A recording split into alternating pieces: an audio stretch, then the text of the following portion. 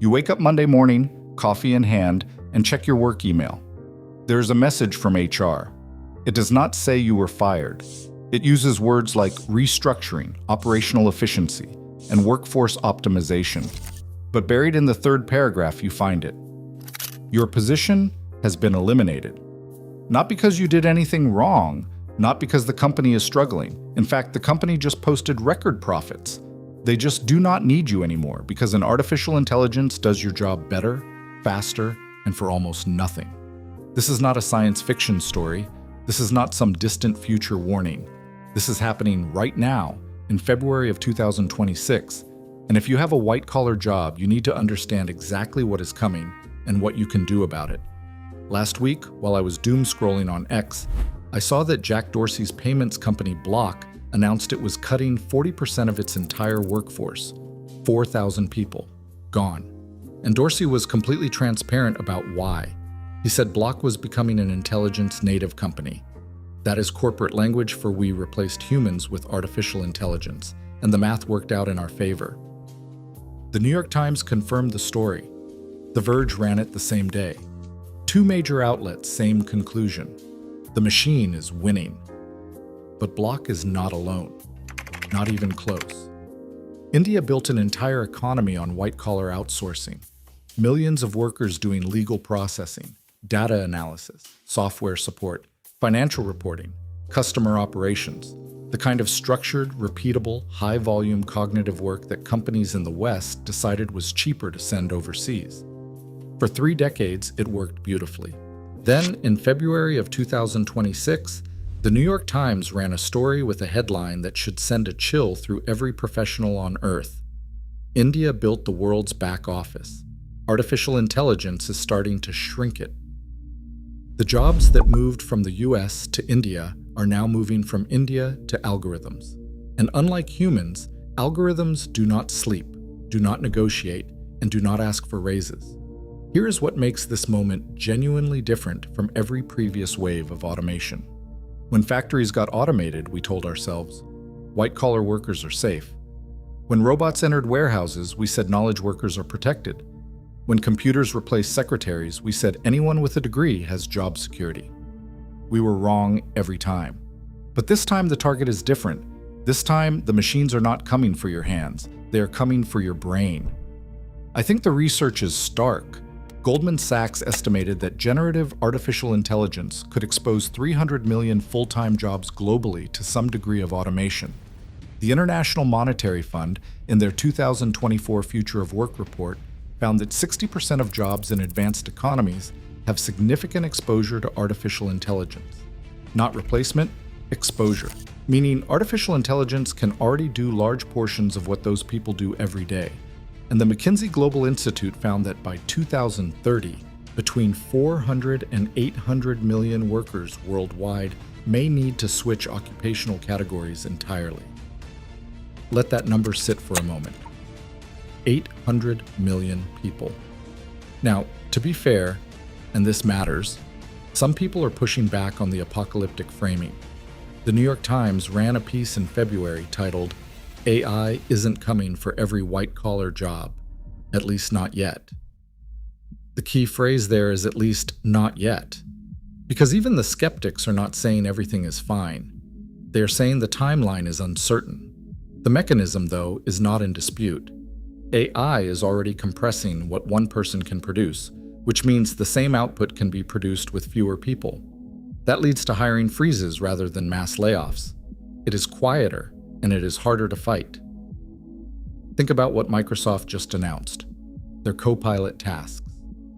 AI now operates its own computer to complete office workflows autonomously, not assists a human, not suggests edits, operates independently. It drafts, sends, files, and schedules. The Verge described it as a co-pilot for your busy work. But here's the thing about busy work. Someone was getting paid to do it. And Google's Gemini can now book you an Uber, order DoorDash, and manage appointments all on your phone without you touching a single app. These are not demos. These are shipping products today. So what does the world look like when this scales? You do not need to imagine it. You can look at the data from the National Bureau of Economic Research study by Brynjolfsson, Lee, and Raymond, one of the most cited papers on AI and productivity. They found that when AI was introduced to customer support operations, the productivity of workers increased by 14% on average. But here's the part nobody mentions at earnings calls. The companies that deployed AI aggressively did not keep all those workers. They kept some and let the math do the rest. This brings us to the cruelest part of this story. It is not just that jobs disappear, it is that the career ladder collapses from the bottom. Entry-level roles, the ones that used to give young graduates experience, a foothold, a way in, those are the first to go.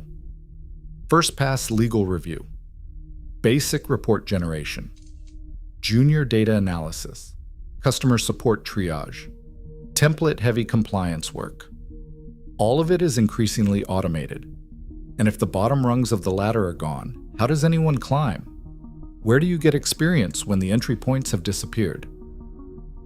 My partner and I loved the TV show Severance, but it gave us an eerie metaphor for this a couple of years ago. Workers so alienated from the purpose and meaning of their jobs that their identities split in half. What seemed like science fiction is starting to feel like a documentary. Black Mirror's episode Nosedive showed what happens to a society where your economic value is tied to an invisible score you can never fully control. We laughed at those shows. We should have been taking notes. Here's something that does not get discussed enough: the psychological dimension.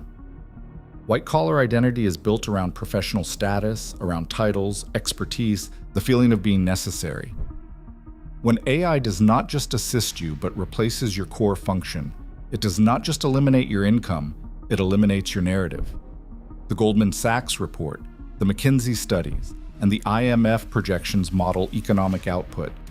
They do not model the mass identity crisis that comes when millions of professionals simultaneously realize that what they spent a decade building is now less than they thought.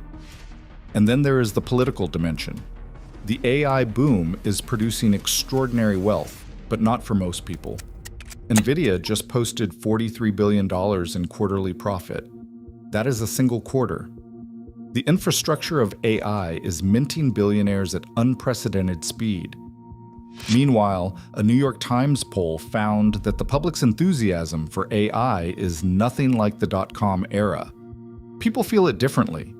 The dot-com boom felt like anyone could win. The AI boom feels like the game's already rigged.